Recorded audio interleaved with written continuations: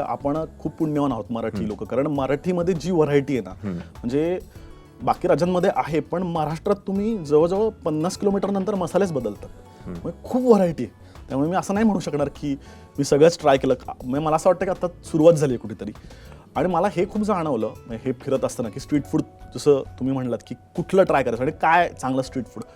मला हे फिरून हे नक्की जाणवलंय की चांगली जी चव असते ना, त्यासाठी खूप कमी इन्ग्रेडियंट असतात.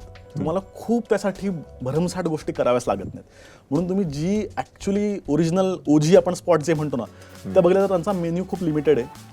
मेन्यूमधले जे इन्ग्रेडियंट आहेत ते खूप लिमिटेड आहेत. म्हणजे तुम्ही अस्सल सोलकढी जी असते, जेव्हा छान नारळाचं चव असतं तेव्हा त्याच्यात मिरची मारावीच लागत नाही. पण जेव्हा तुम्ही नारळाची पावडर वापरून ते दूध बनवता नारळाचं, तेव्हा त्याचा वास मारण्यासाठी तुम्हाला कोथिंबीर मिरचीचा मारा करावा लागतो. त्यामुळे मला काय असं वाटतं की जी सुगरण असते किंवा अस्सल जो पदार्थ असतो तो खूप कमी इन्ग्रेडियंटमध्ये होतो.